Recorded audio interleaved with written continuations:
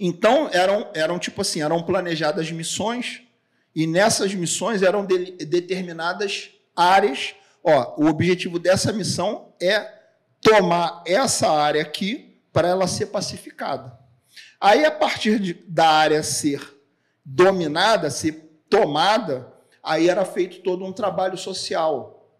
Medicamento, comida, posto de saúde...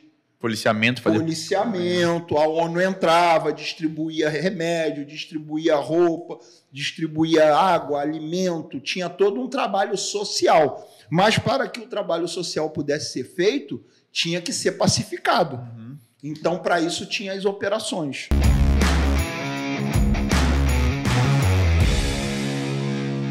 E aí, sejam muito bem-vindos a mais um 01Cast, podcast oficial do Concurseiro 01. Mais uma vez aqui com vocês, né? Toda semana, toda terça-feira, meio-dia. Hoje a gente está aqui com um convidado aqui, Ecomanf, Babu, suboficial, né? O Jorge é brabo, hein? É brabo, hein? Tem história para contar. Tem história. Esse tem peso. Babu, melhor que... Primeiramente, né? Muito obrigado por aceitar nosso convite e vir aqui... Eu que agradeço. Compartilhar um pouquinho das suas histórias com a gente, poder interar a galera também, porque a gente sabe que é difícil saber como que funciona sem estar lá dentro e tudo mais. Então, enfim, sei que tem muita coisa aqui para contar legal, para a gente poder trocar uma ideia. Mais uma vez, muito obrigado. Se puder começar se apresentando aí para a galera. Então, em primeiro lugar, eu queria agradecer a vocês pela oportunidade, né, de ter me convidado para poder interagir aí com o público de vocês, poder contar um pouquinho da nossa história e espero que o que venha a ser dito aqui possa contribuir na vida de alguém. Com certeza. Certo? E, bem... Basicamente, eu sou um suboficial fuzileiro naval da reserva remunerada. Entrei para a Marinha, né, para o Corpo de Fuzileiros Navais, através do concurso para soldado fuzileiro naval em 1988. Incorporei em 89 e segui a carreira até a graduação máxima do praça, que é suboficial. Nos meus 32 anos de serviço, fui para a reserva em abril de 2019, certo? E a minha carreira ela foi toda, vamos assim dizer, dentro das operações especiais da Marinha do Brasil. Como eu falei, eu entrei em 89. Após o meu recrutamento, eu fui designado, por escolha minha, para o Batalhão de Operações Especiais. Pedi para ir, consegui, né, ser designado. E lá servi. E quando consegui passar no concurso de cabo, em 91, e me formei cabo, eu fui voluntário ao curso de comandos anfíbios em 93 e consegui me formar no curso. Meu curso começaram em torno de 70 alunos, se formaram 11 e segui a carreira. Segui a carreira nesse ramo, né, das operações especiais na Marinha do Brasil. Tive a oportunidade de fazer outros cursos no decorrer da minha carreira, tanto na Marinha como no Exército, né? Porque também nós fazemos muitos cursos no Exército. Muita conexão, assim. Muita, sim. Tipo, exemplo, tem muita gente que não sabe, aí pergunta, poxa, você é fuzileiro, mas é paraquedista? Sim. Né? Tanto na Marinha quanto na Força Aérea, nós temos paraquedistas e os paraquedistas, por tradição, são formados no Exército Brasileiro, na Brigada de Infantaria Paraquedista, no Centro de Instrução General Penha Brasil, que é a escola de paraquedista desde 1945. Massa. Então, logo na sequência da minha formação no curso de comandos anfíbios, na sequência, assim até hoje, né, nós somos enviados para o Exército e lá nós fazemos o curso de paraquedismo militar, né, que é o que a gente chama de formação básica, que é o curso básico, aquele salto com paraquedas redondo, né, que a gente vê muito aí em filme.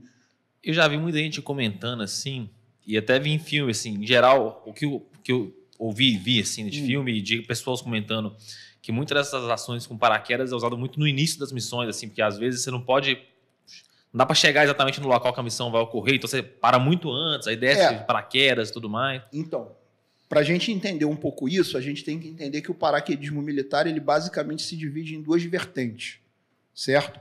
O paraquedismo do salto semiautomático, que é esse do paraquedas redondo, né, que você vê nos filmes, aqueles paraquedas redondos. Esse salto ele é realizado a uma altura bem inferior à do salto livre E ele é um tipo de salto mais usado por grande vulto, ou seja, batalhões, divisões, brigadas, certo?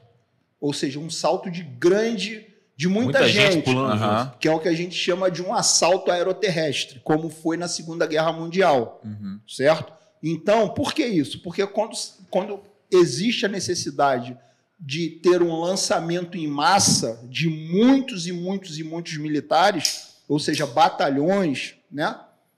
Não tem como fazer isso com o salto livre. É complicado.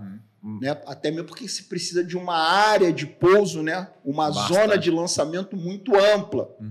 Então, isso aí é feito através do salto semiautomático, que é o paraquedas redondo. Já o salto livre, ele é mais utilizado pelas unidades de operações especiais. Por quê? Porque geralmente são grupos menores, de 6, de 8, de 12 militares, ou um pouco mais ou um pouco menos. Aí o salto livre ele é ideal. Por quê? Ele é totalmente sigiloso. Então você consegue chegar num local onde não vai ser ouvido nem o barulho do avião e nem vão detectar os paraquedas pousando, porque geralmente esse salto é feito à noite. Não que o salto semiautomático não possa ser feito também à noite. Ele pode. Só que, por ser um salto a baixa altura, né, quando eu falo baixa altura, comparando com o salto livre, Sim. todo mundo ouve o avião. O avião. Então, é um salto... E aí todo mundo olha, é foda. Exatamente. Então, ele tem vamos assim dizer, ele tem menos sigilo e ele já é realizado em uma situação do teatro de operações onde o conflito já está praticamente desencadeado. Já se espera também. Né? Já é um assalto de grande vulto. Já o salto livre, não. Ele preconiza uma situação de total sigilo, onde ainda as operações estão no segredo, no sigilo. Bom, e a aeronave, assim, essa operação envolve as 3 forças? No caso, por exemplo, você vai junto com o pessoal do Exército para fazer a operação e a aeronave é da FAB? É tudo em conjunto? Não? Depende. Tem desse jeito. A aeronave da FAB, dentro da aeronave, só militar fuzileiro, ou militar fuzileiro e mergulhadores de combate, né? Comandos anfíbios e mergulhadores de combate. Às vezes o Exército também junto, numa equipe combinada, ou às vezes só militar do Exército, certo? Ou às vezes a aeronave da Marinha, que a Marinha tem os helicópteros, então nós podemos saltar do helicóptero da Marinha, o Exército tem os seus helicópteros, então o salto também pode ser feito do helicóptero do Exército. Então isso aí, tipo assim, tem milhares de opções, né? Tem uma gama de opções variadas. Nós tanto podemos operar com a aeronave da Força Aérea, de asa fixa, né, que são os aviões, como também os helicópteros da Força Aérea, ou nós podemos operar com os nossos próprios helicópteros, da Marinha ou do Exército. As equipes podem ser singulares ou podem ser equipe mista. Então, nós podemos ter uma equipe com militar do Exército e da Marinha, do Exército e da Força Aérea, da Marinha e da Força Aérea, certo? E você formou paraquedista, né? Sim. Durante o curso ou durante alguma missão, principalmente pulando à noite, deve ser muito fácil, né? Deve ser complexo. Você tem pouca visibilidade, pula então, muito alto. Por isso que o salto livre à noite, ele requer, como eu falei, ele é um salto mais utilizado, mais praticado por equipes de operações especiais, que são equipes mais preparadas, mais qualificadas, são elementos que realmente se qualificam para esse tipo de operação. Realmente, o salto à noite, ele não vamos assim dizer, como um salto com a luz do dia, onde você está vendo tudo, né? Então, geralmente, nós vamos usar óculos de visão noturno, nós estaremos pousando num local não conhecido, que provavelmente a gente só conheceu por foto, ou por croquis, ou pela própria carta topográfica. Então, tipo assim, não é igual um salto de adestramento diurno, onde eu já saltei naquele lugar várias vezes e eu sei muito bem como é que é aquele solo, como é que é aquele terreno, certo? O salto noturno, ele já tem uma série de particularidades que impõem um nível de dificuldade maior e que requer um grau de adestramento daquela equipe bem mais elevado. Você já presenciou alguma dificuldade, assim, alguma situação que você viu, pô, ficou tenso agora aqui? Várias. Várias. Porque de noite tudo é possível, né? Uhum. Então, tipo assim, exemplo, você pode se deparar com uma situação de rede elétrica. Foda. Certo? Você pode se deparar com uma vala naquele terreno. Geralmente a gente usa... Nós nos utilizamos de locais de pasto, de fazenda, né? Para pousar. Mas pode ter uma vala. Você pode cair dentro de uma vala, você pode machucar o pé, você pode cair num local onde tem um pouco mais de pedra. Só que nada disso você está vendo, porque é à noite. Certo? Você pode, de repente, se deparar com uma cerca de uma propriedade. Certo? Tudo isso é planejado de forma que seja minimizado. Certo? Quando vai se planejar, tudo isso é estudado. As condições de segurança do local. Se tem alta tensão, se não tem, se tem rede elétrica, se tem rio, se tem valeta, se tem cerca, certo? Tudo isso é visto, mas às vezes chegar lá na hora está diferente. E quanto tempo que leva só para planejar um salto desse? Então, depende muito, porque o salto ele tem uma particularidade que é impositiva, que são os fatores meteorológicos. Então, você pode, se você for estudar a história do desembarque, do assalto aeroterrestre do dia D na Normandia, né? O salto dos aliados na Segunda Guerra Mundial, você vai ver que eles ficaram aguardando por a tropa já toda pronta. Inclusive, isso passa muito bem retratado no Band of Brothers, né? Naquela série. Sensacional. Quem nunca assistiu, recomendo assistir. Tem que ver. Tem que Band of Brothers. Então, eles estão ali prontos para saltar e ficam aguardando o tempo. Aí, para vocês entenderem. E como é que eles sabem que o tempo não está bom lá na Normandia? Eles não estavam na Normandia. Estavam na Inglaterra, né? Não é? Eles estavam na Inglaterra, aguardando. E aí, como é que eles sabem? Por quê? Porque equipes de reconhecimento, geralmente de tropa de operações especiais, já estão infiltradas no terreno, reportando como que as condições meteorológicas estão. Caramba. Então, sempre vai ter um elemento de operações especiais no terreno. Uma equipe de reconhecimento, uma equipe de precursores paraquedistas, uma equipe de comandos forças especiais, passando relatórios, não tem condição de salto, não tem condição de salto. Como também o desembarque anfíbio vai ter uma equipe de operações especiais passando para o alto escalão como que se encontram as condições do mar. Para que aquela tropa, aqueles batalhões possam desembarcar, seja aeroterrestre ou seja desembarque anfíbio. Então sempre já tem alguém infiltrado. Sempre já tem alguém infiltrado. Sempre vai ter um elemento de operações especiais no terreno. Sempre vai ter.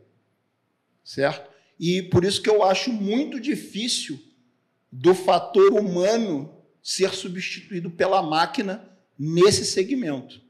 Por mais tecnologia que se crie, por mais equipamentos que possam ser inventados, sejam drones, satélites e por aí vai, sempre vai ter um elemento de operações especiais no terreno. Para tomar a decisão, para analisar realmente como que a situação se encontra ali naquele momento. Né? Então, tipo assim, como você falou, se demora para planejar. O planejamento propriamente dito, ele não demora muito. A gente consegue planejar um salto desse se nós tivermos todos os dados necessários. Hoje em dia, com a tecnologia, antigamente era bem mais demorado. Hoje em dia, com toda a tecnologia que se tem, a gente planeja com menos tempo. Porém, nós ficamos dependentes das condições meteorológicas. Mesmo com todas as previsões, a gente sabe que previsão, o nome já diz, é previsão. Acerta bastante? Acerta. Mas às vezes também erra. Então, tipo assim, às vezes, naquele momento, ó, o tempo tá ruim, o vento aumentou demais, não vai saltar, porque alguém vai se machucar.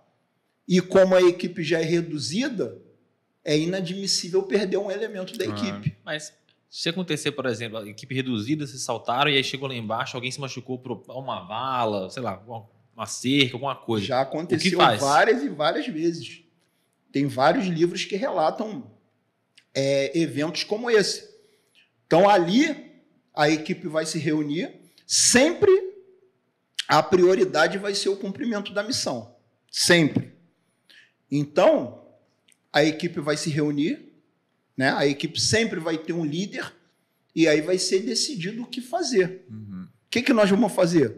Vamos deixar vamos tratar do ferimento dele. Já começa que as equipes de operações especiais, elas são equipes independentes, são equipes autossuficientes. Então, nós temos o nosso socorrista, nós temos o nosso médico de combate, nós temos todas as condições de sobreviver e progredir no terreno sem apoio, né? Então, ali nós vamos avaliar o que aconteceu. Ele torceu o pé, ele quebrou o pé, é uma fratura exposta, não é exposta, ele corre risco, não corre risco, podemos tratar e deixar ele aqui por um tempo até a gente voltar, não podemos, temos que carregar ele.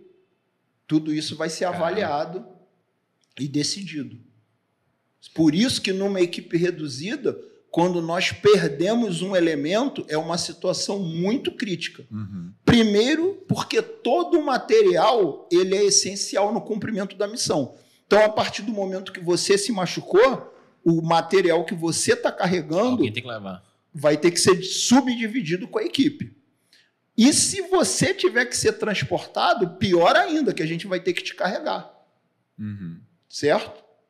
Então, tem vários livros que relatam situações que pegaram, trataram, imobilizaram, esconderam aquele cara e deixaram um cara com ele para fazer a segurança dele, e a equipe já perdeu 2 e foi para cumprir a missão. Já teve situação que não tinha como, tiveram que carregar. Sempre que o cara deixa alguém com ele, ou pode acontecer de deixar ele também só escondido ali? Não tem regra. Avalia a situação, o que vai dizer. Se não tiver como... O ideal é deixar alguém. Mas se não tiver como deixar, ele vai ter que fazer a própria segurança dele. E nessas missões, tipo, você comentou aí, todo grupamento, todo time ali tem já um time autossuficiente, tem um médico, um socorrista e tudo mais. Existe algum padrão para que o médico ele fique um pouco mais seguro? Porque, em tese, ele vai... O médico é um operador normal. Então, não tem... Ele é um da equipe que existe, que possui essa qualificação. Então, uma equipe, nós chamamos de... Uma equipe, né, de operações especiais, ela tem os seus especialistas. Então, eu vou ter uma especialidade, ele vai ter uma especialidade, você vai ter uma especialidade. Mas todos nós temos a nossa tarefa. Então, tipo, você é o especialista em comunicação. Então, tudo relativo a rádio, satélite, imagem, vai ser contigo. Ele é o socorrista da equipe. Tudo referente a medicamento, a tratamento, a condição de saúde da equipe é com ele. Mas isso não significa que ele só vai fazer isso. Ele vai combater tanto quanto você, quanto eu. Aí eu já sou especialista em armamento. Então, toda a parte da equipe de armamento, de munição, de que usar, do que não usar, é comigo, eu respondo. Mas estamos todo mundo no mesmo barco. E tem alguma forma geral, por exemplo, toda equipe vai ter que ter um socorrista, alguém de comunicação, um armamento? Geralmente tem esse formato, podendo divergir um pouco de força para força. Mas geralmente é um especialista em saúde, um especialista em comunicação, um especialista em inteligência e por aí vai. É um especialista em material bélico, um especialista em demolição. Caramba, legal. Isso aí relata em qualquer livro, não é nada sigiloso, né? Isso aí está em qualquer livro, em qualquer artigo que você vá ler sobre forças especiais, sobre operações especiais na internet, você vai encontrar isso aí. E na operação, primeiro de uma pergunta ali que estava falando que eu lembrei, eu fui passando, foi entrando na história, eu acabei esquecendo, mas para retomar, porque eu achei interessante. No salto semiautomático, tem paraquedas reserva também? Tem. Ventral. É aquele que você vê na barriga do cara. Um volumezinho ali no abdômen. Aquilo é o paraquedas reserva do salto semiautomático. Já no salto livre, é tudo nas costas. É um único equipamento subdividido em principal e reserva, mas todo dorsal. E aí, no caso, ele saltou, ele já percebe que o paraquedas principal já não abriu, ele já aí também varia. Tem vários tipos de salto. Tem aquele salto que, ao sair da aeronave, automaticamente o paraquedas pode se abrir sem a influência do paraquedista. Então, existem dispositivos, certo? Onde, na hora que você sair, o seu paraquedas vai se abrir. Certo? Esse é um método. Pode ser aquele que você sai, faz um pouquinho de queda livre e abre. Ou pode ser aquele que você sai e faz muita queda livre e abre bem mais baixo. Entendi. Fato é, quando o paraquedas entra em processo de abertura, seja ele logo ou após, você tem total condições de detectar o funcionamento dele. Entendi. Seja de noite ou seja com luz, né? Com ausência ou com luz. Entendi. Agora a pergunta retomando o assunto que a gente estava antes. O grupamento de operações especiais, assim, quando ele se infiltra para passar relatórios para um assalto, né, uma operação grande, como foi a Normandia. Como é que ele reagrupa ao pessoal que está vindo depois ali? Porque deve ter algum já, alguma maneira de conseguir retomar com a equipe para ficar sozinho, né? Também, não é regra. Geralmente aquela equipe, nesse caso aí, está com uma função de reconhecimento, né? Então, geralmente, essa equipe de operações especiais que está ali com a tarefa de reportar informações, né, de passar relatórios, geralmente, no local do desembarque, ela vai estar aguardando aquela tropa, porque muitas das vezes também esses elementos vão guiar até um determinado local. Entendi. Então, ali terminou a tarefa de reconhecimento e provavelmente eles vão receber novas tarefas ou vão incorporar em alguma outra equipe. Entendi. E vão até auxiliar provavelmente na defesa para a aterrissagem dessa galera que está chegando. Vão balizar. Então, tipo assim, geralmente, não é regra, mas geralmente essa equipe que está ali em terreno, eles vão balizar, se for à noite, com determinados equipamentos luminosos, para que aquela tropa tenha um balizamento de onde que eles têm que chegar. Entendi. Facilitar um pouco. E quanto tempo, geralmente, essa equipe de reconhecimento tem que ir antes? Porque não dá para ir um dia antes. Depende. Né? Pode ser D-10, D-5, pode ser com 10 dias de antecedência, com 5 dias de antecedência, com 3 dias de antecedência, com 20 dias de antecedência. Vai depender da missão. Não. Do que tem que se fazer. E acontece também de ir meses de antecedência para se filtrar, entender muito o contexto local e tudo mais? Pode. Quando ele tem um outro tipo de tarefa, ele pode se infiltrar meses antes para fazer um determinado tipo de trabalho específico. E isso é sempre um operador de inteligência que faz? O elemento de operações especiais, ele é um elemento de inteligência, né? Ele é um elemento especializado em inteligência. A inteligência é uma das qualificações do elemento de operações especiais. Então, ele está ali no terreno, ele também tem que prover inteligência, né? Que a gente chama de intel. Ele vai fornecer informações importantes para o alto escalão que está planejando alguma coisa. Entendi. Então, exemplo, uma operação, um determinado país tem a intenção de realizar uma operação. Ele pode infiltrar elementos de operações especiais 1 ano antes naquele território, descaracterizado. Então, aquele cara vai se mesclar na população. Um livro que mostra isso na íntegra, de forma clássica, é O Punho de Deus. Quem quer entender como isso acontece, como que um elemento se infiltra, se mescla na população e faz todo esse trabalho, é só ler o Punho de Deus. É um livro fantástico, é praticamente livro de cabeceira de qualquer elemento de operações especiais. Tem que ler o Punho de Deus. Então, o que ele conta? Ele conta a história de um oficial do SAS inglês, que ele é filho de diplomatas, e ele foi, apesar dele ser inglês, né, ele tinha descendência árabe, porque o pai dele era um diplomata em países árabes. Então, ele foi nascido e criado em países árabes, mesmo sendo filho de um diplomata. Então, ele tinha fluência no idioma, ele conhecia toda a cultura, ele sabia todas as tradições, então ele era o cara ideal para ser inserido dentro daquele território, né? Então ele foi escolhido, ele se infiltrou, né, em território árabe, como, se eu não me engano, como um jardineiro, ficou trabalhando como um jardineiro, e ali ele ficou como um elemento de inteligência, para que lá na frente a missão pudesse ser cumprida. E quanto tempo ele chegou a ficar assim, infiltrado? Cara, eu não me lembro bem, porque tem muitos anos que eu li o livro, mas eu acho que ele ficou meses infiltrado. Caraca. Ele ficou bastante tempo infiltrado.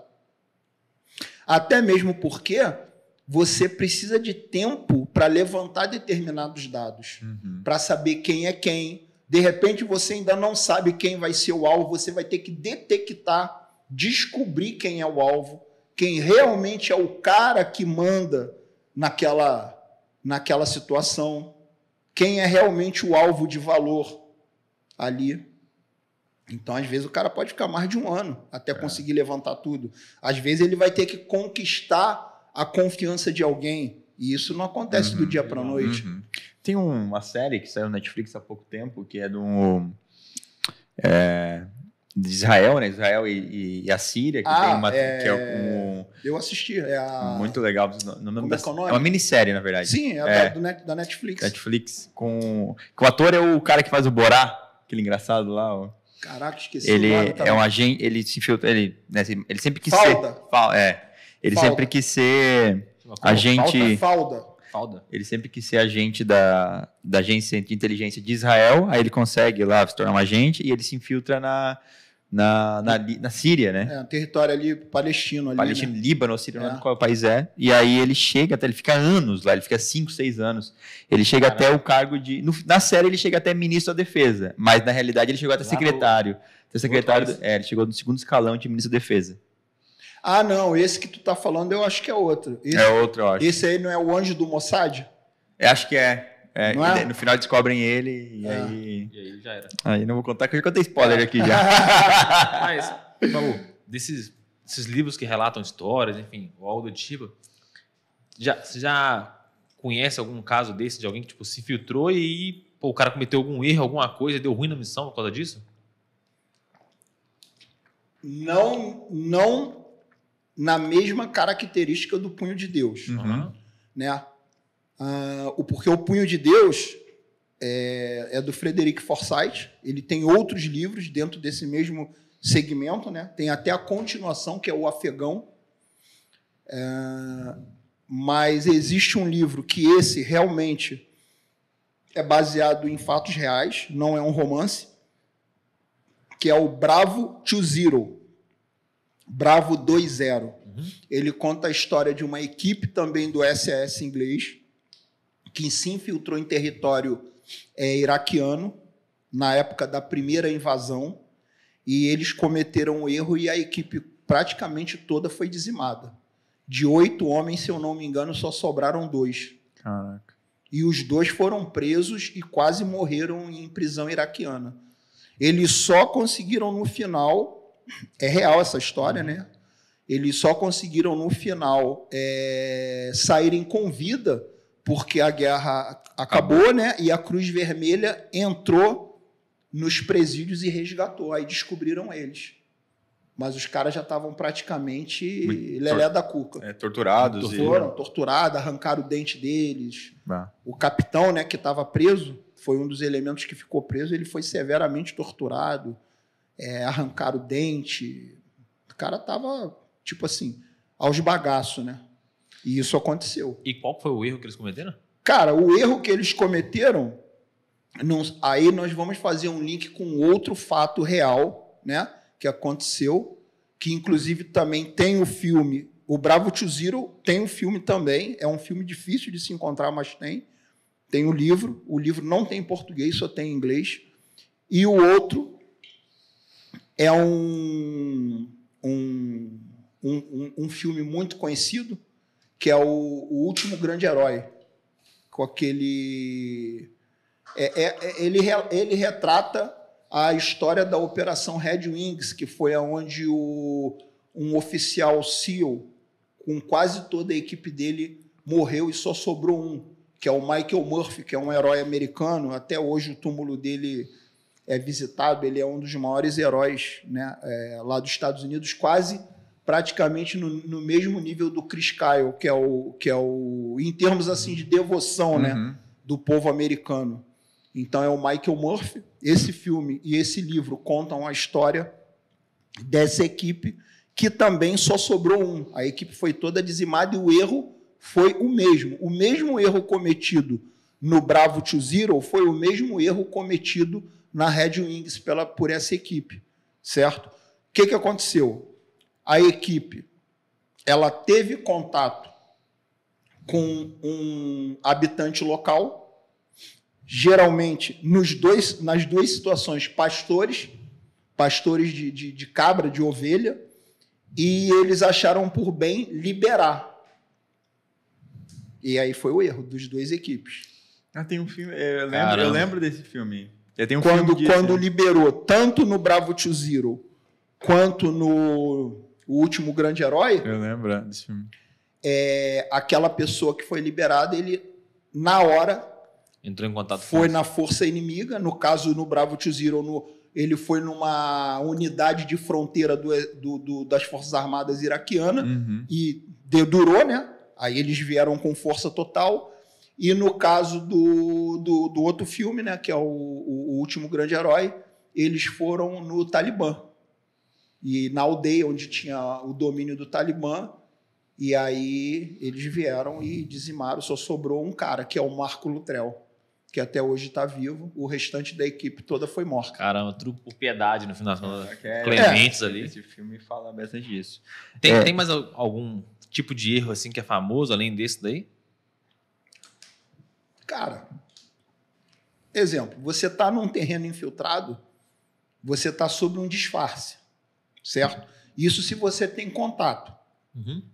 Se você não tem contato, você tem que estar totalmente escondido, você não pode ser visto de forma nenhuma. O maior erro que pode se cometer é você ser descoberto. Ou alguém te vê, ou a ver a equipe, que foi esse caso que aconteceu nos dois filmes, né? Nas duas histórias, ou o seu disfarce ser descoberto. No caso do Punho de Deus, que é uma ficção, um romance, a coisa mais difícil que tinha era dele manter aquele disfarce, que ele realmente era um árabe, que ele realmente era um jardineiro e que ele não estava ali, né, com segundas intenções, certo? E ele trabalhava numa casa de um elemento que ele vigiava, que era um cara que tinha condições financeiras, era um cara envolvido, né, com a situação, com a história, e ali ele tinha que esconder o material dele de comunicação. Ele tinha um certo horário que ele tinha que ligar o rádio via satélite para passar informações. Então imagina se ele dá um mole e ele é detectado. Já era, irmão. No mínimo vai ser decapitado. No mínimo, Caramba. Então isso aí é o erro mais perigoso, você ser descoberto. Eu queria fazer um remeleixo aqui, voltar toda a história. Pode voltar. E perguntar, Babu. Falamos que você entrou na Marinha, 88. Eu incorporei em 89. Eu fiz o concurso em 88. Como é que foi isso? Como é que resolveu entrar na Marinha? Por quê? Como? Quem era o Babu nessa época? Então, vamos lá. Onde morava? Quem era você até lá? Por que Marinha? Por que Marinha? Por que não Exército e tudo mais? Vamos lá. Eu vou tentar traçar uma linha do tempo. Uhum. Eu fui nascido e criado aqui no Rio de Janeiro, no bairro de Deodoro. Ali, Deodoro, Marechal Hermes. Aonde existe a maior concentração de quartéis do Rio de Janeiro. Certo? Então, vamos assim dizer, a Brigada de Infantaria Paraquedista é ali, e uma gama imensa de quartéis é ali. Então, eu convivi desde pequeno com a realidade, a rotina dos militares. Os militares ali. A minha mãe, ela tinha 4 irmãos. Teve 4 irmãos, né? 2 ainda estão vivos. Todos os 4 foram militares. Dos 4, 1 foi fuzileiro e 3 foram paraquedistas do Exército. Então, isso aí era uma coisa que eu convivi desde pequeno. Da minha casa, eu tinha visão muito próxima, mas muito próxima, assim, quando eu digo muito próxima, é muito próxima mesmo do Campo dos Afonsos, que é a base aérea dos Afonsos, né, da Força Aérea. Então, ali é onde são praticamente realizados a maior parte dos saltos de paraquedas da Brigada de Infantaria Paraquedista. Eu via isso da minha casa, praticamente todo dia, né? Eu tinha muitos e muitos que moravam na minha rua, no meu bairro, que eram mais velhos do que eu vi servindo, que eu vi sendo paraquedista ou não, né? Então, eu cresci com essa realidade. Muito influenciado ali. E naquela época, o que acontece? Nós não tínhamos o que tem hoje. YouTube, Instagram, Facebook, não tinha nada disso. A única, vamos assim dizer, influência de mídia que a gente tinha eram os filmes. E eu acredito que toda aquela minha geração, certo? E até um pouco as gerações posteriores que se interessaram, sentiram o desejo de se tornar militar, muito foram influenciados pelos filmes, não é? A gente viu os filmes e, quero fazer isso. O Rambo. Rambo, Braddock, por aí vai, né? Todos aqueles filmes daquela época, né? E outros que vieram, né? Então, tipo assim, você era muito influenciado pelo filme. Então, quando você já tinha vamos assim dizer, uma identificação com a atividade, aquilo te chamava mais ainda. Então, tipo assim, eu tinha um sonho de me tornar militar, de querer fazer aquilo. Não militar pela profissão, mas sim pela atividade. Eu quero fazer essas coisas, né? Eu me identifico muito com isso. E aí o tempo foi passando, quando chegou a minha idade de concurso, eu fui fazer um cursinho preparatório, na época, né? Tudo a ver com vocês. Fui fazer um curso, estudei, mas vocês mesmos sabem que, tipo assim, dependendo da base, é muito difícil passar num concurso, vamos dizer, Colégio Naval, Escola Naval, EPICAR, Escola Naval, AMAN, de primeira. Né? De primeira. Então, tipo assim, na minha primeira tentativa, eu não passei para o Colégio Naval, que é o que eu estava querendo, mas eu passei para as escolas técnicas. Eu passei para a Escola Técnica Federal do Rio de Janeiro, que é a Cefet, no Maracanã, e passei para a Escola Técnica Federal de Química. E eu falei assim, aí olha onde, tipo assim, o cara... Eu digo, né, até para a galera que está ouvindo, não desista na tua primeira tentativa. Eu meio que me influenciei e falei, eu poderia ter, tipo, puxado o freio de mão, não. Vou estudar mais um ano e tentar novamente a prova. Aí eu não, falei, deixa eu garantir, vou para a escola técnica. Aí fui para a Escola Técnica Federal, meio que me desliguei dessa realidade militar, assim me afastei um pouco. Aí fui ali, primeiro ano da escola técnica, eu estava fazendo mecânica, técnico em mecânica. Aí, em contrapartida, comecei a fazer cursos de especialização no Senai, comecei a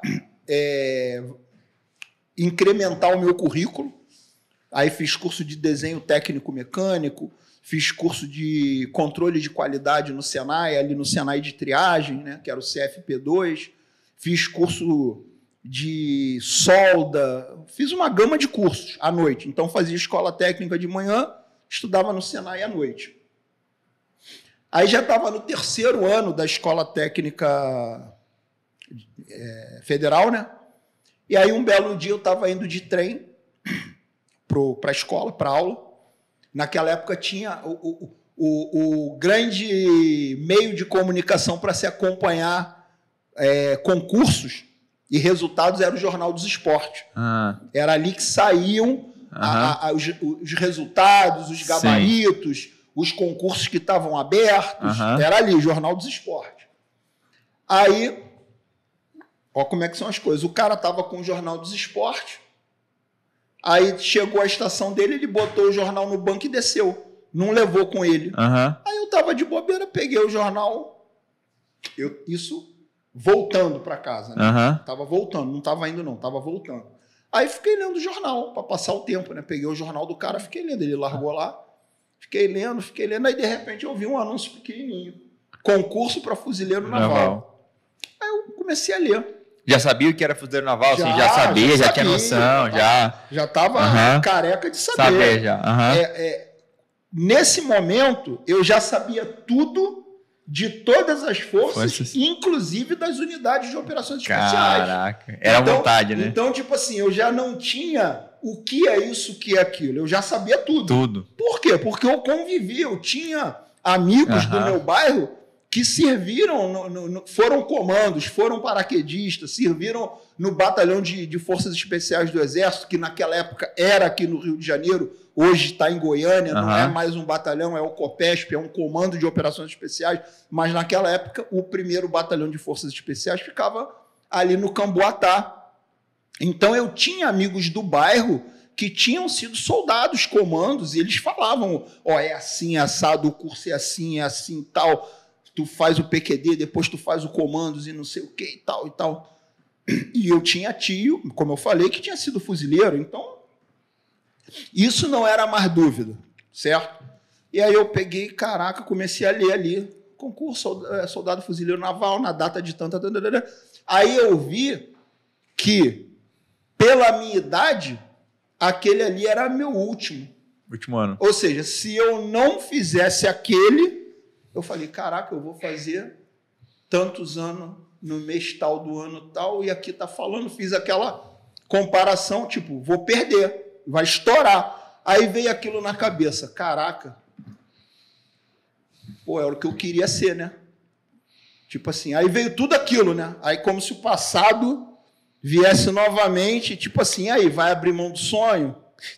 Nesse momento já estava assim, meio, talvez eu não seja mais e tal. Então eu já estava tipo assim. Já ia ser mecânico. Você é técnico mecânico, já tinha mandado currículo para estágio, eu já estava até estagiando à tarde numa empresa em Bom Sucesso. Caraca. Uma empresa que fabricava essas bombas de combustível, depois de gasolina. Sim. Eu estava estagiando na seção de desenho.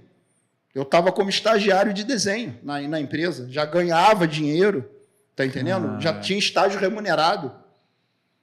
E aí veio aquilo, né? E aí? Vai abrir mão e vai ser técnico, de repente um engenheiro, nunca mais tu vai ser militar. Aí veio aquele lance, né, que eu sempre falo, cara, é melhor você se arrepender do que tu fez do que você não fez. Aí eu fiquei naquela, fiquei pensando. No outro dia, eu peguei o trem, em vez de... que eu ia de trem, né? Tinha que descer no Maracanã, não desci, fui até a Central do Brasil, andei até a Praça Mauá, fiz minha inscrição. Falei, vou fazer a inscrição. A inscrição era aqui no primeiro DN ali? Era, na Praça Mauá, né? no famoso Portão 7. Caraca. Aí aquela fila, né? Aí eu falei, vou fazer a inscrição, não perco nada, não custa nada, posso fazer a inscrição. Vamos ver, não sei nem se eu vou passar na prova, né? Porque tinha prova. Fiz a inscrição, naquela época era tudo aquilo, pegava guia aí no Banco do Brasil, tudo à mão, não tinha nada de internet. Puta que pariu. Aí ia lá, entregava foto, voltava, carimbava, pagava, não sei o que. Meu irmão, a seleção começava na inscrição. Era uma via crucis. A seleção começava aí já. Já, e hoje não, tu entra lá, tudo online, paga. Não, era lá, preenchia uma fila do caramba. Aí o cara te dava guia, tu corria no Banco do Brasil, pagava, voltava, apresentava guia, paga. Cara, o dia inteiro. Cheguei lá, tipo, 7h30 da manhã, saí de lá 4h da tarde, meu irmão. Dia inteiro para fazer uma inscrição. Fiz a inscrição, voltei, tal, data da prova, aquele manualzinho, tal. Beleza, o tempo passou, não falei nada com ninguém. Ninguém sabia. Ninguém. Eu sempre fui muito na minha. Nunca gostei de dividir meus planos, meus projetos com ninguém. Eu comigo mesmo. Eu penso, eu avalio, eu decido e eu faço. Sempre fui muito certo assim do que eu quis, né? Então ninguém sabia. Aí tinha a data da prova, se eu não me engano era num sábado no Maracanã. Mas aí estava queimando, já estudando ou não? Cara, não estudei. Não estudei porque até tipo assim, quando eu olhei a matéria, como por estudar na escola técnica e por ter feito o curso, eu tinha uma base, tipo assim, vamos ver, vai ser o que Deus quiser. Se for para eu ser, eu vou passar na prova. Dei só uma olhada assim, o que cai? Cai isso. Ah, beleza, nenhum mistério não, é mais ou menos o que eu estudo. A escola técnica era um ensino forte, né? Era um tipo assim, te proporcionava uma base boa. Deu a data da prova, fui fazer a prova, depois Jornal dos Esportes para esperar o resultado, fui aprovado. Aí veio lá a data, isso final de 88. Aí veio lá a data, incorporação, dia tal, mês tal. Blá, blá, blá. Aí que eu fui falar. Cheguei para minha mãe, para minha namorada, que hoje é minha esposa, né? Falei, eu vou para a Marinha, vou ser fuzileiro naval. Caraca! Sem falar nada, chegar do nada assim. Tá doente? Ficou maluco? Como assim? Ficou doido? Bateu com a cabeça? Que história é essa? Como assim? Eu fiz a prova. Mas ninguém que prova. Eu me inscrevi, fiz a prova, passei, pô. E vou lá ver. Nem a namorada sabia. Não, ela soube quando saiu o resultado, eu falei. Não, mas antes ela não sabia da prova nada, ninguém sabia. Ninguém, contei pra ninguém. Tipo assim, eu gosto de manter meus negócios em segredo. Cara. Só falo depois que dá certo. Caraca. Aí, aquele troço todo, eu falei, não adianta, não tem argumento, não tem conversa. Eu vou e acabou. Mas e a escola? A escola, deixa ela aí, tá. Vou trancar a matrícula. Se não der certo, eu destranco e volto. Aí, deu a data, né? Tipo assim, até a minha namorada falou, né? Que hoje é minha esposa. Ela, mas caramba, tu não queria ser do colégio naval, da escola naval? Vai ser soldado? Eu falei, meu filho, vou ser soldado. Se for para dar certo, vai dar certo como soldado também. Se é para dar certo como oficial, vai dar certo como soldado.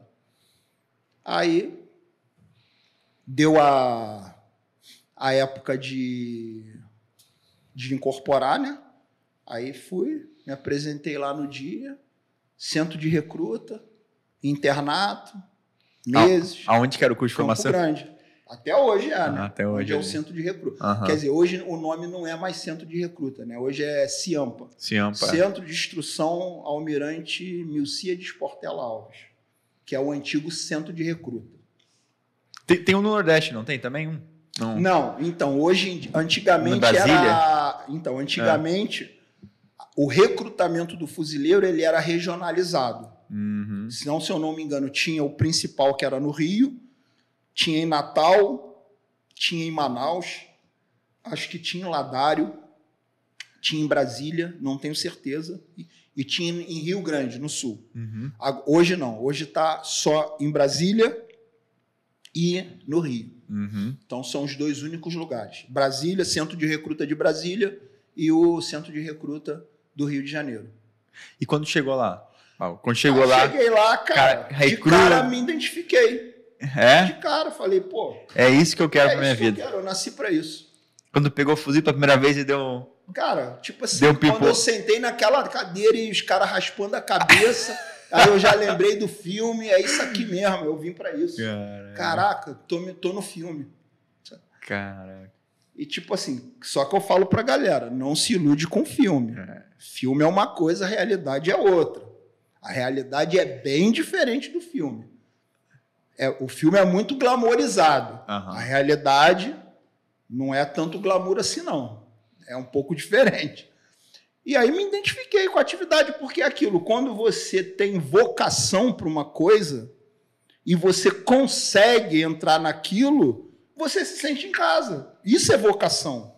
É a mesma coisa, um cara que tem vocação para ser médico. Ele nasceu com o dom de ser médico e ele está sendo advogado, ele não está feliz. Por mais bem pago que ele seja. Ele não é um advogado feliz. Ele não nasceu para ser advogado, ele nasceu para ser médico. Da mesma forma que um cara que nasceu para ser músico, que tem a veia da musicalidade, né, que sonha com música, e ele se torna um engenheiro, por mais bem-sucedido que ele seja, ele não vai estar completo. Exatamente. Isso é a maior verdade do mundo, cara. Certo? Isso aí a gente vê no filme O Poderoso Chefão. Quem acompanhou a trilogia, ele faz de tudo para o filho dele se formar e se tornar um advogado, e o filho quer ser cantor de ópera. Né? Então, tipo assim, é aquilo, é vocação. Tudo na vida é vocação. E eu sabia que eu tinha vocação para isso. Tanto é que eu fiquei 32 anos, e se eu pudesse voltar e ficar mais 32, eu ficaria. Não tem um dia que eu não acorde e não sinta saudade do dia a dia dentro do quartel. Mas não é só o quartel em si. É a irmandade, são os amigos. É o que eu estava outro dia conversando, foi até com os amigos, né?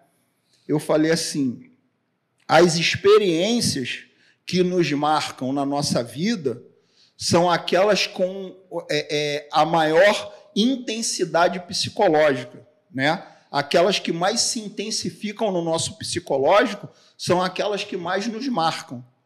E quem toma a opção de seguir essa carreira, as maiores experiências de caráter psicológico são lá dentro. Então, marca muito a tua vida. Você não consegue esquecer o que você passou lá dentro. Tá entendendo? Aquilo ali te marca de uma tal forma que você não esquece isso nunca mais. Certo? E quem é vocacionado, quem entrou porque gosta, e quem gostou, claro, é um mar de rosa.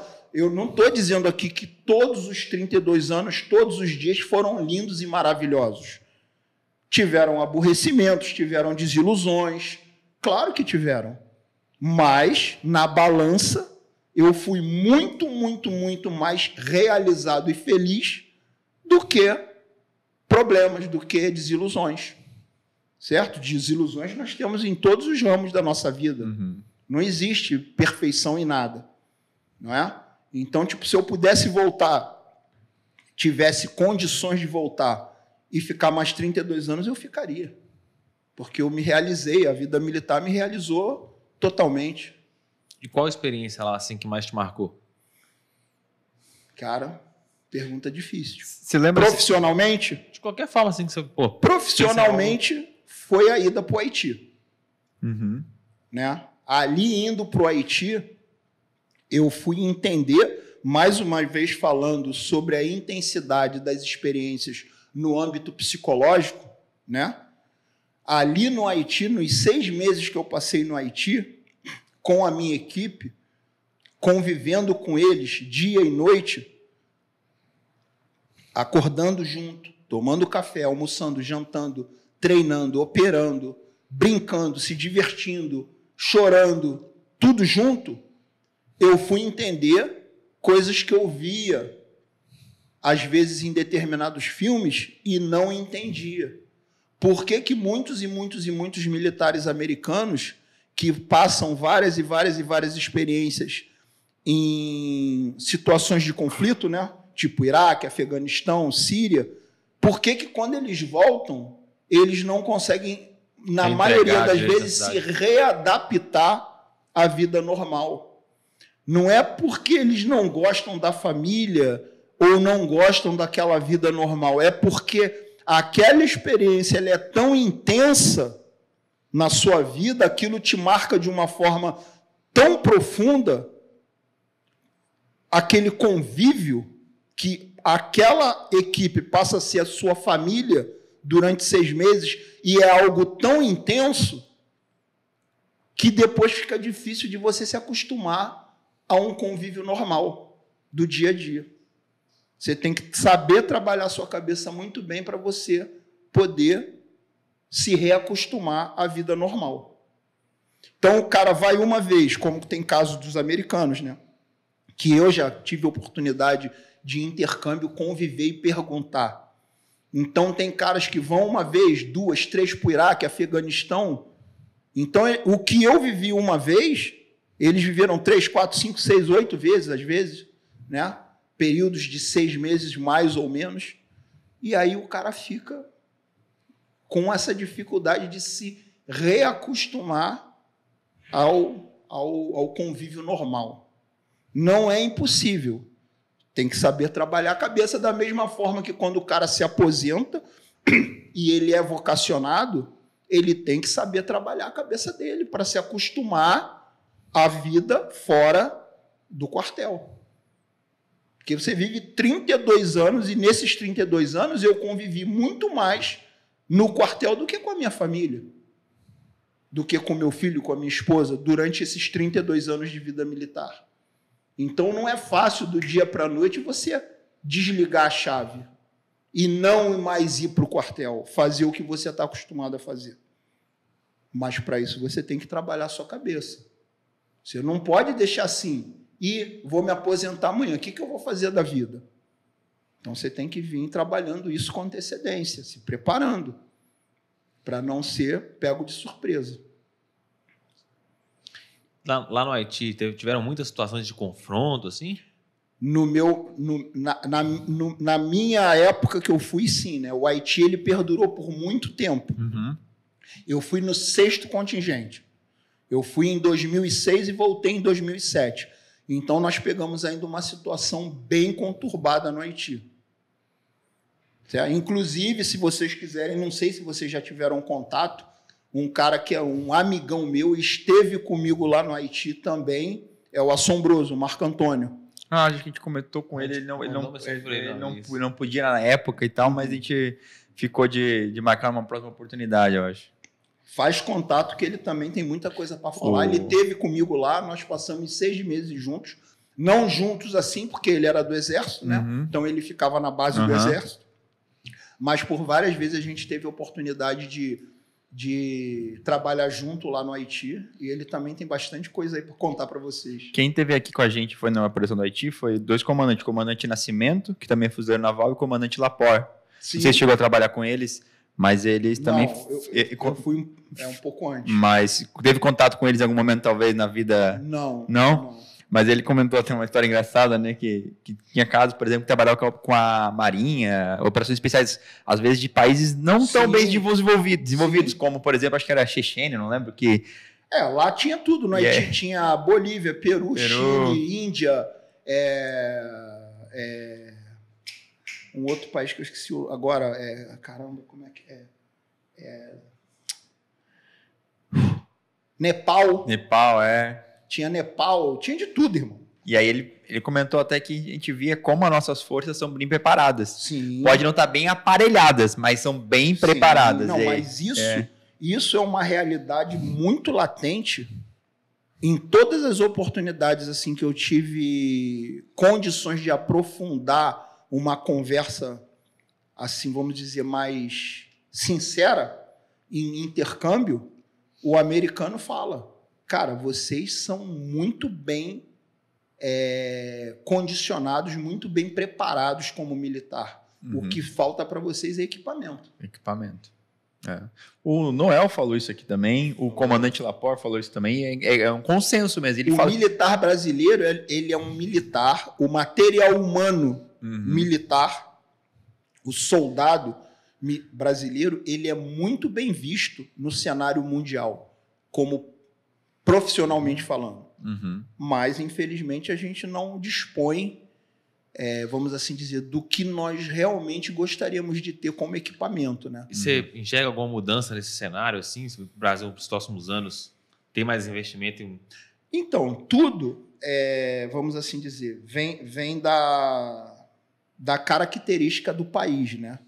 Apesar do Brasil ser uma nação de proporções continentais e extremamente rica de tudo, né? O Brasil hoje nós podemos dizer que é um dos países mais ricos do mundo em Sim. termos de recursos, certo? De riquezas naturais.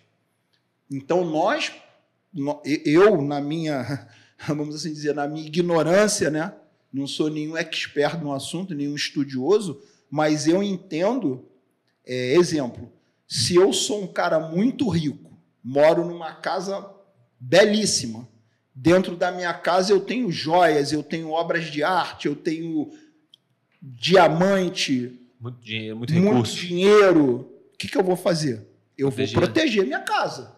Câmera, cerca, guarda, cães, tudo que eu puder colocar para proteger a minha casa, eu vou colocar. É para que impeça alguém de vir dentro da minha propriedade retirar a minha riqueza, que eu conquistei, que eu trabalhei para ganhar, certo? Então, eu entendo que o Brasil deveria se preocupar e dar muito mais valor às Forças Armadas, certo? Brasileiras, em termos de recurso financeiro, de equipamento, de reconhecimento, para que a própria nação brasileira possa ser defendida e protegida. Que as nossas riquezas elas sejam guardadas, certo? Nós temos uma fronteira marítima e terrestre imensa. Então, as nossas Forças Armadas eram para ter muito mais integrantes do que nós temos. O Exército Brasileiro era para estar muito mais presente nas fronteiras. A Marinha Brasileira e a Força Aérea eram para estar muito mais presentes no mar, certo? E no espaço aéreo brasileiro. Mas para isso depende de gente, de recurso, de equipamento, certo? Agora, se isso vai acontecer, é simplesmente uma decisão de quem de quem tem o poder de decidir isso, que são os nossos políticos, os nossos deputados, os nossos senadores, não é? Eles que têm que entender isso e fazer com que isso se torne uma realidade, se eles entendem que isso é uma necessidade. E o próprio povo brasileiro cobrar, né? Exigir que a nossa nação seja defendida, seja garantida a nossa soberania. Isso só depende do povo e de quem faz as leis. Não é? O militar é o que eu falo, o militar ele só cumpre. Nós somos cumpridores de ordem. Nós estamos aqui para cumprir ordens a favor da nação brasileira. A nação que decide o que quer. É mais ou menos por aí que eu penso. E lá no Haiti, assim, quais foram as missões mais críticas que seu time, seu contingente executou? Então, para relatar uma história ali que passou viu como para poder exemplificar como é que era a situação lá, porque eu lembro o Laporte comentando uma história de que teve um militar estrangeiro, né, que soltou uma granada dentro e teve um militar ferido, lembra que tiveram que buscar no meio de uma operação. Verdade. Não sei se era um militar, eu acho que era um diplomata. Um diplomata que foi numa favela. Então, eu posso responder tipo assim, comentar do que realmente eu vi, né, que foi no meu contingente no 6º. No 6º contingente, a gente trabalhava pela pacificação de área. Então, tinham áreas que ainda não estavam pacificadas e precisavam ser pacificadas. Então, como que se trabalhava? Com planejamento de missões, né, onde a gente tinha que conquistar no terreno áreas que ainda eram dominadas pelo crime, pelas organizações criminosas que estavam no Haiti. Então, eram planejadas missões, e nessas missões eram determinadas áreas. O objetivo dessa missão é tomar essa área aqui para ela ser pacificada. Aí, a partir da área ser dominada, ser tomada, aí era feito todo um trabalho social. Medicamento, comida, posto de saúde, policiamento, a ONU entrava, distribuía remédio, distribuía roupa, distribuía água, alimento, tinha todo um trabalho social. Mas para que o trabalho social pudesse ser feito, tinha que ser pacificado. Então, para isso, tinha as operações. Era um país tomado pelas milícias, assim? Era uma espécie de milícia? Era um país tomado por vários tipos. Militares, que deixaram de ser militar porque eles resolveram acabar com as Forças Armadas do dia para a noite. Então, imagina, o cara é militar, está lá todo dia indo para o quartel e ganha o salário dele, tem a família dele para sustentar. A profissão daquele cara é militar. Aí, do dia para a noite, chega, a partir de agora, acabaram-se as Forças Armadas. Aí o cara, beleza, e eu que sou militar, vou fazer o quê? Vai, se vira aí, faz o que tu quiser da vida. Mas o próprio governo acabou com as Forças Armadas? Sim, o próprio governo. Mas que interesse esquisito. Complexo de entender. Não é tão esquisito assim, né? Fica mais fácil tomar o poder, assim, né? Não é? Porque, vamos assim dizer, um dos fatores impeditivos de que as coisas desandem são as Forças Armadas, né? Ou pelo menos era para ser, né? E aí você extinguindo, fica mais fácil. Né? Mas então ali já criou-se uma massa crítica de pessoas que tinham emprego, tinham salário e agora não tem mais. Aí mas peraí, eu tenho as armas. E eu tenho preparo. Eu tenho arma, eu sei usar as armas. Eu vou passar fome? Não vou. Então, entraram, tomaram as armas e criou-se tipo milícias. E, fora isso, já existiam as facções criminosas propriamente ditas que operavam no Haiti. Porque o Haiti tem um grande índice de rota de tráfico. Né? O Haiti está colado ali nos Estados Unidos, ao sul ali, colado na Flórida. Então, um pulo, você está na Flórida, no território americano. Então, o Haiti é um ponto de transição de rota de tráfico de droga muito grande, sem contar outras coisas. Né? Então, a situação se desencadeou. A primeira ação foi das Forças Armadas Americanas, aí veio a ONU. Depois entrou a ONU e veio o Brasil. Então, tudo começou bem antes, começou com os americanos. Aí veio a ONU, os americanos saíram. E aí começou os contingentes. Primeiro contingente, segundo, terceiro, eu fui no sexto. Quanto tempo ficava cada 6 meses. 6 meses cada contingente. Mas aí sim, você perguntou da missão, né? Então, tipo assim, Então, criou-se uma... nós chegamos em dezembro de 2006. No dia 22 de dezembro de 2006, praticamente muito próximo do Natal, né? Teve uma missão de grande vulto lá no Haiti, 22 de dezembro. E essa, assim... Então, tipo assim, chegando no Haiti, a gente já se deparou com essa missão de grande vulto. E quando a gente viu a intensidade do confronto, o comentário entre a nossa equipe, que tipo assim, era uma equipe que a gente foi preparado para se deparar com o confronto, a gente falou assim, caramba, isso aqui não é uma operação de paz. A gente está no meio de uma guerra. Porque a maneira que a coisa aconteceu, em termos de volume de confronto, né? A gente falou, pô, isso aqui não é uma operação de paz. Isso aqui nós estamos numa guerra, de verdade.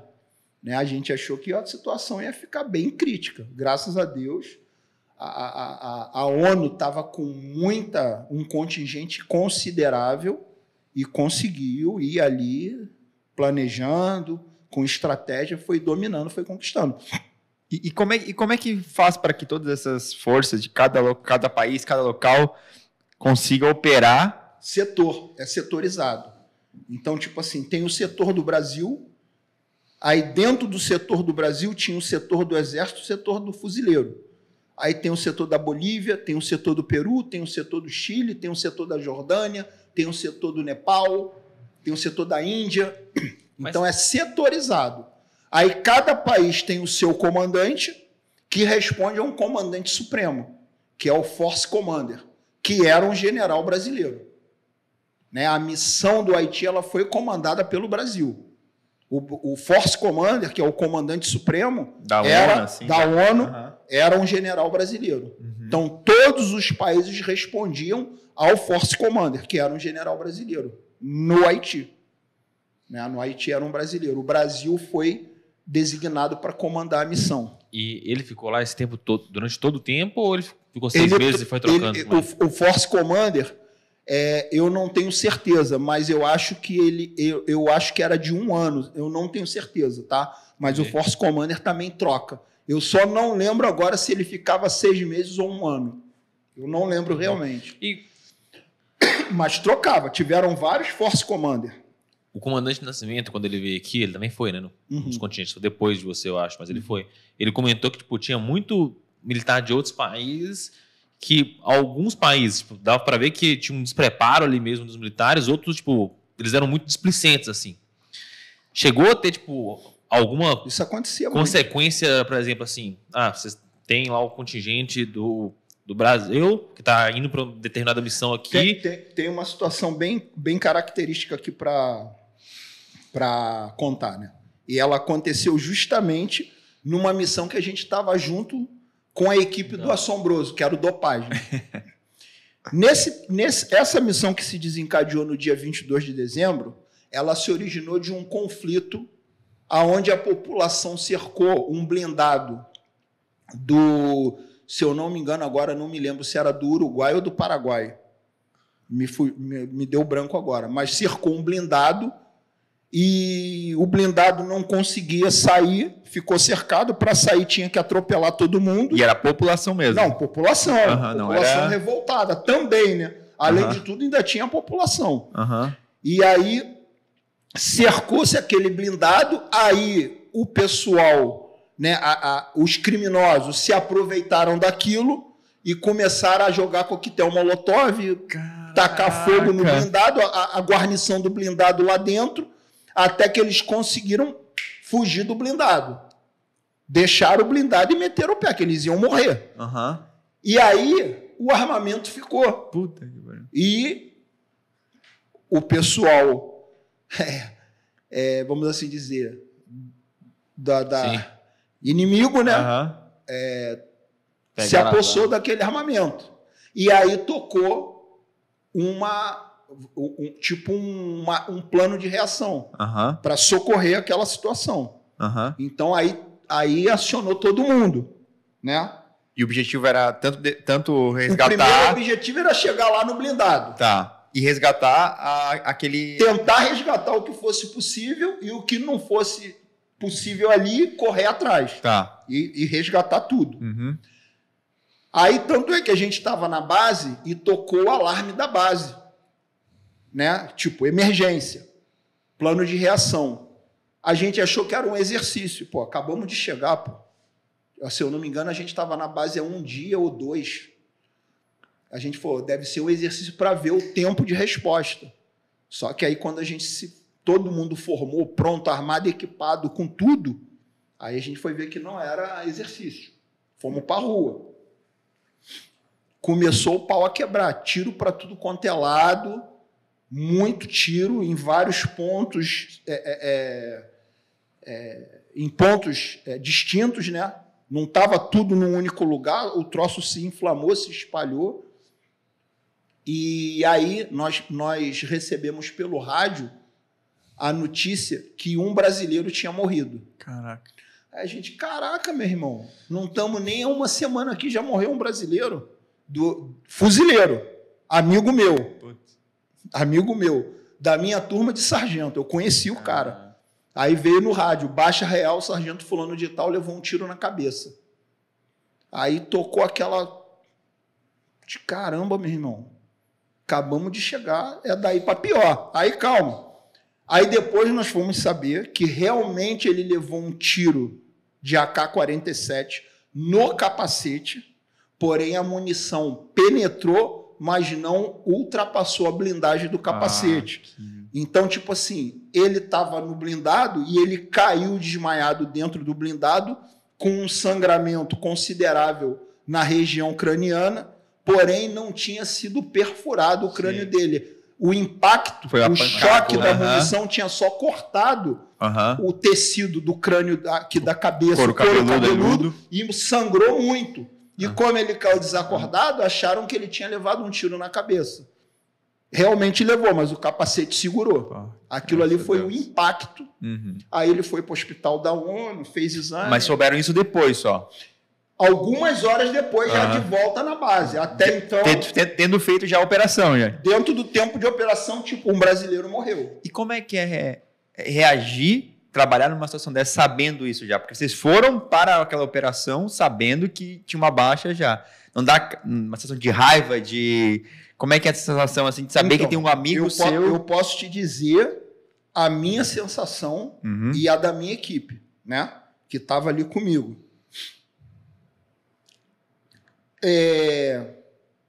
Eu acho que tudo é como você é treinado e preparado, doutrinado, né, condicionado. Tipo assim, inicialmente veio uma sensação de, não vou dizer de raiva, né, mas porque você sabe que aquilo ali faz parte do jogo. Né? Você está na chuva para se molhar, não é? Você sabe que aquilo faz parte do jogo. Você não está ali enganado. Você não está ali desavisado. Você conhece os riscos, né? Você sabe que alguém pode morrer. E provavelmente alguém vai morrer.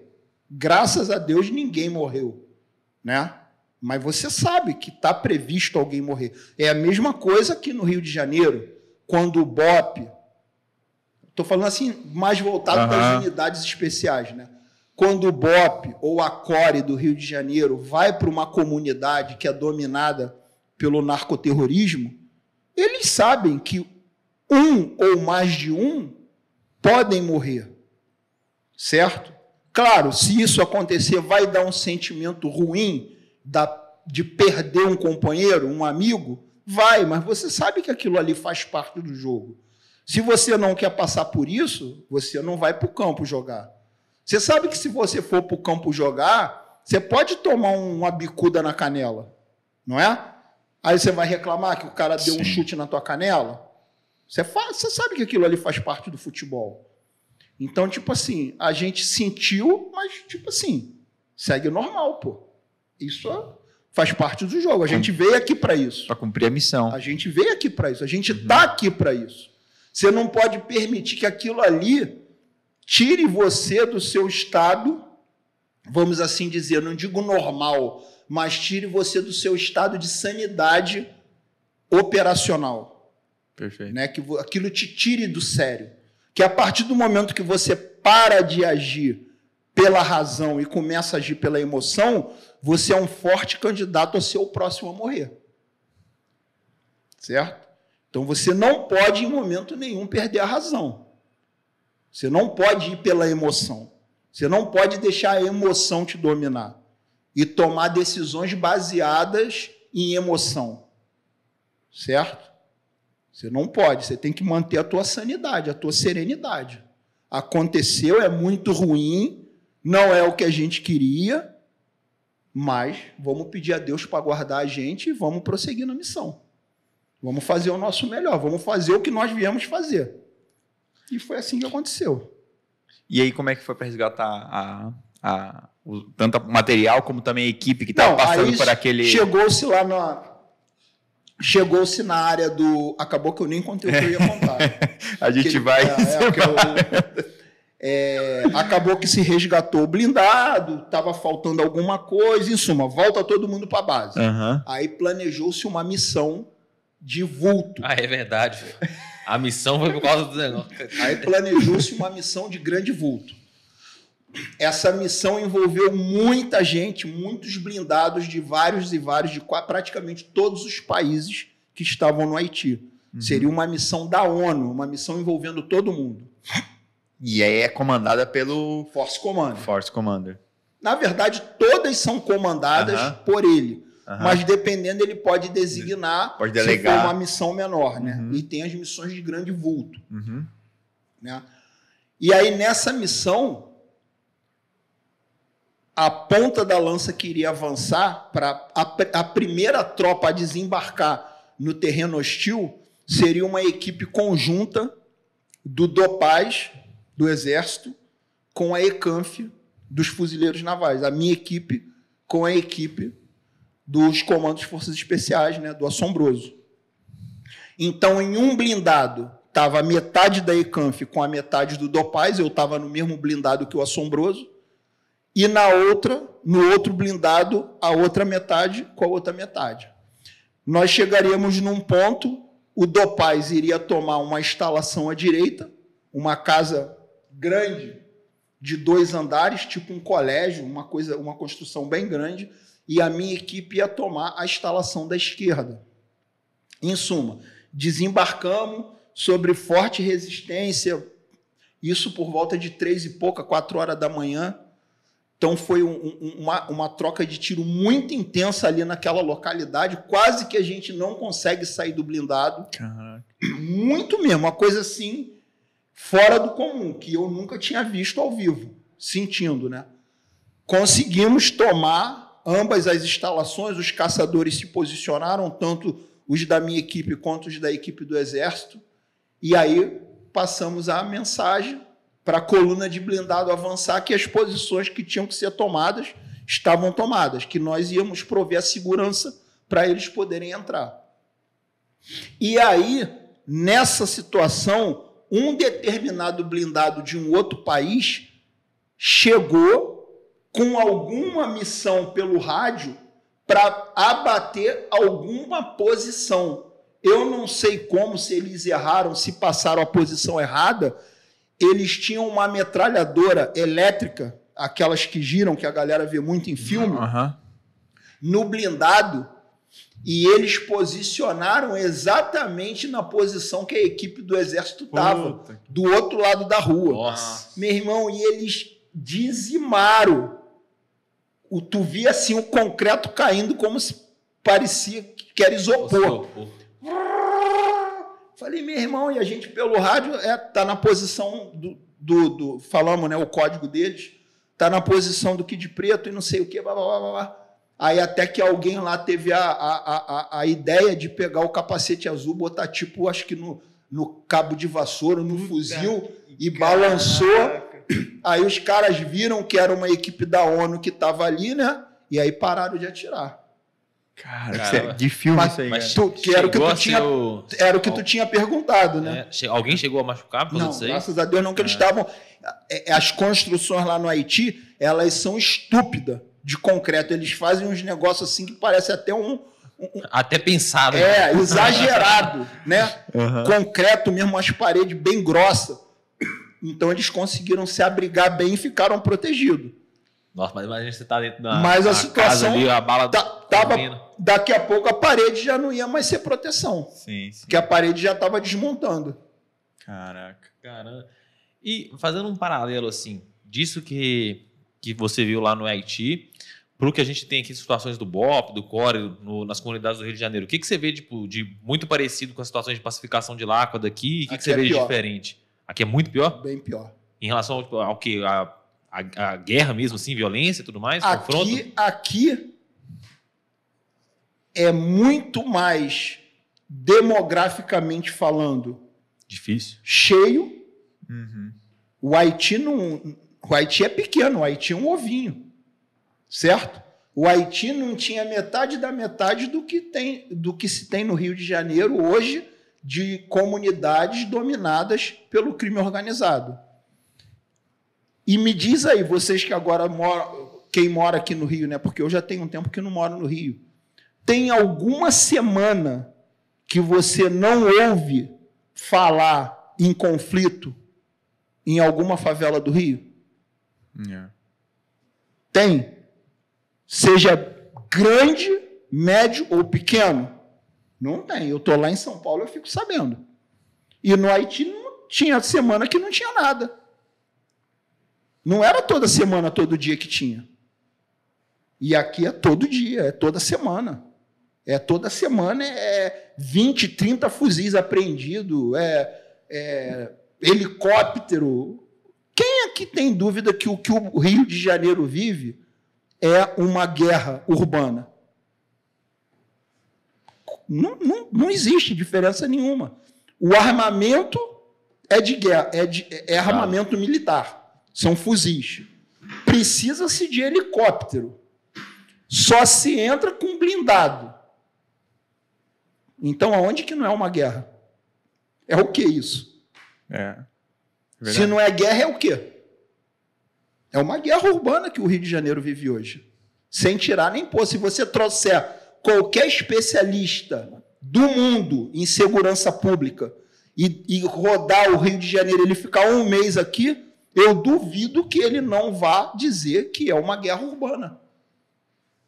É uma guerra o que o Rio de Janeiro vive hoje. Sem tirar nem pôr.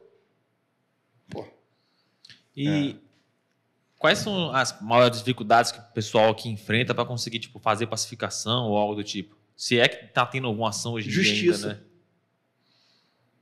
Fala a execução, a lei mesmo? A lei. Impunidade. A impunidade, a lei. A lei aqui, infelizmente, inicialmente nós precisávamos de toda uma reformulação da nossa parte jurídica, né? das nossas leis. Leis que realmente combatessem o crime. Né? Poxa, nós vimos aí recentemente, apesar de não ter sido aqui no Rio de Janeiro, acredito que vocês viram, né? O absurdo. A polícia ela tinha apreendido de um MC desse aí da vida, um rapper. Eu vi. Um helicóptero tem que devolver, um helicóptero, né? Não foi só o helicóptero. Os carros importados, a mansão, o iate, que tudo era proveniente de dinheiro do tráfico, segundo as notícias, e teve que devolver. Então, como que vai se combater o crime?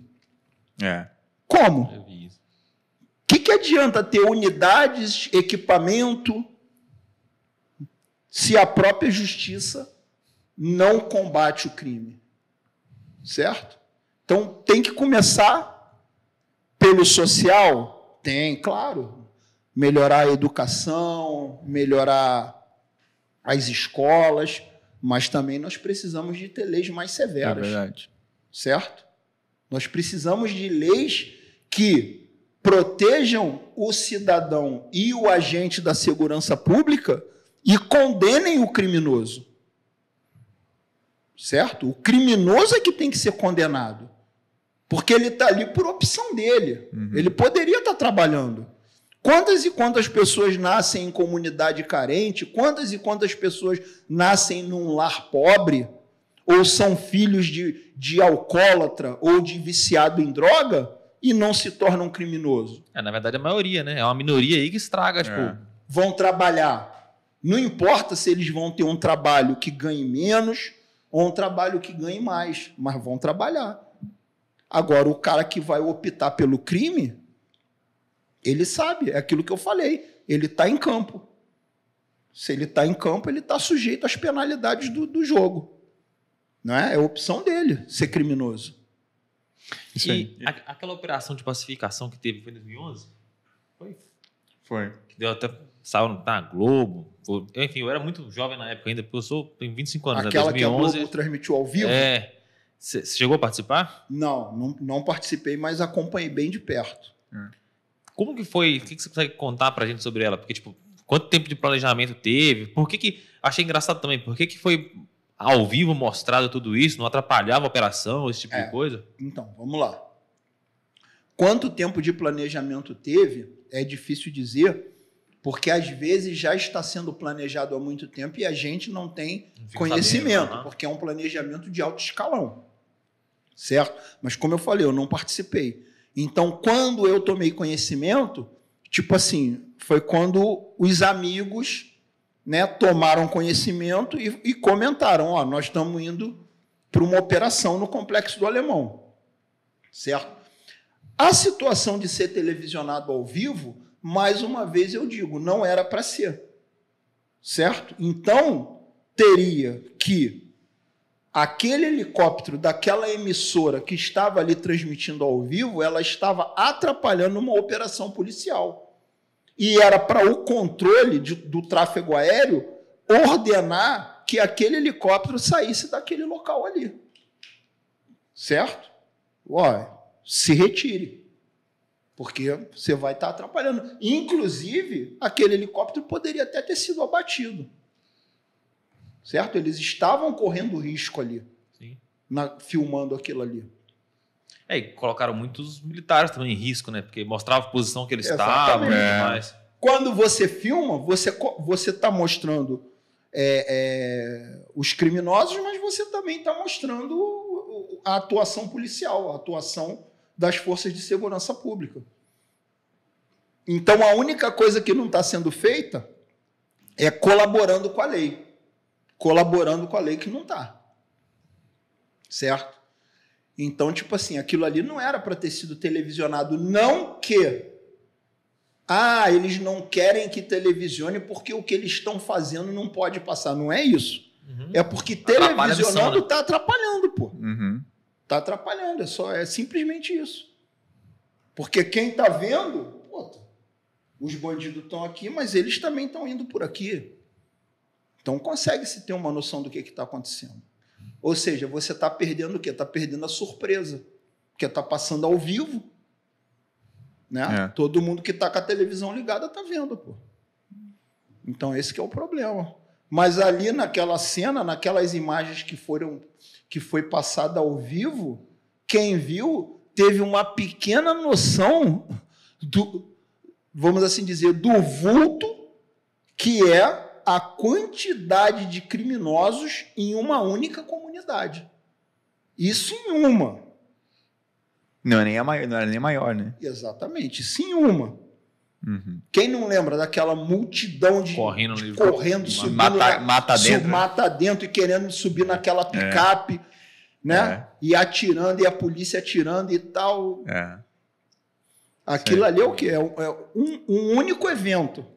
E você sabe dizer por quanto tempo o resultado daquela ação perdurou?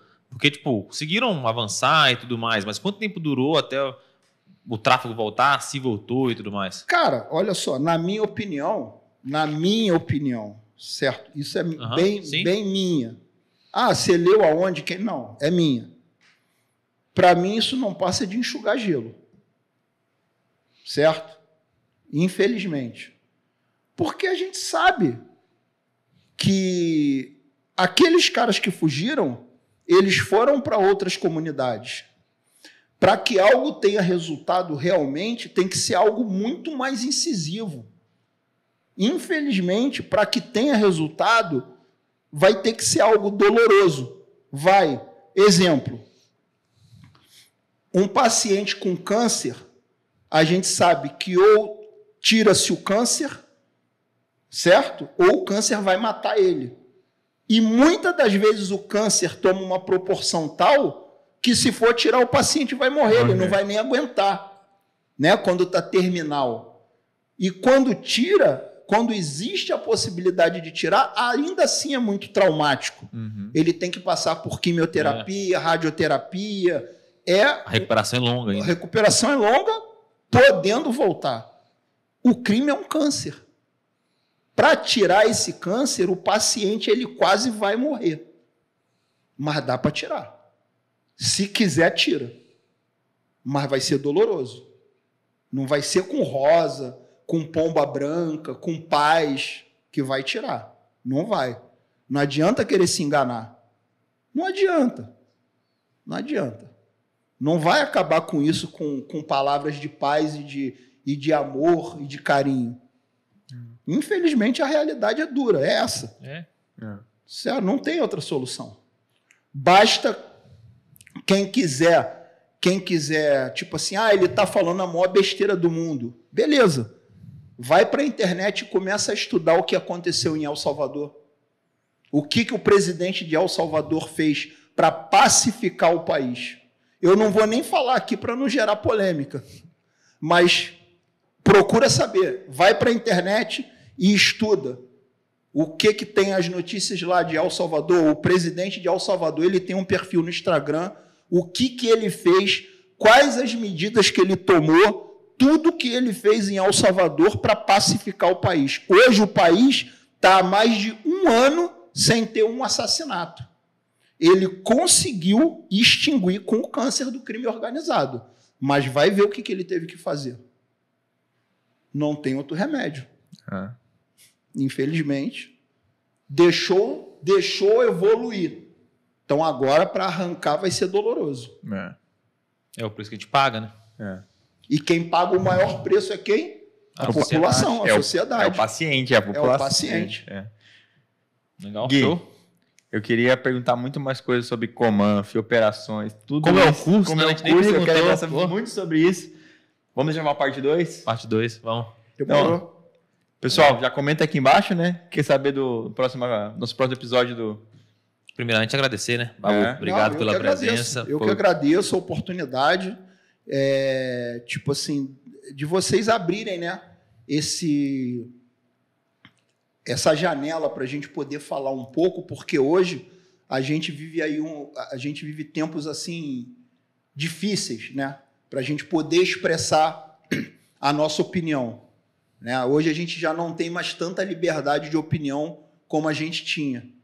Então, hoje, vocês e outros que ainda são um canal onde a gente pode falar o que a gente acha, né, e o que a gente pensa sem faltar ao respeito com ninguém, é muito importante. E que vocês continuem desenvolvendo esse trabalho, certo? Que vocês cada vez evoluam mais, que vocês prosperem mais, que mais pessoas possam vir aqui falar, expressar, passar experiência, incentivar, né, que eu acredito que é o principal objetivo, né? Incentivar, né? Quem está aí buscando aprovação num concurso. Mas a ideia é se pedir a galera aí que está assistindo, quem puder dar uma força lá nas nossas redes sociais lá. Sim, passa agora. Deixa seu Instagram aí, pessoal. Meu Instagram é o babutots_br. Eu vou pedir depois, se puder, bota aqui embaixo, colocar aí embaixo na descrição do vídeo e tal. Isso. Mas para a galera não só seguir é o de menos. Hoje em dia eu não estou preocupado se vai seguir ou se não vai. Mas entrar lá e expor a sua opinião sobre o nosso trabalho.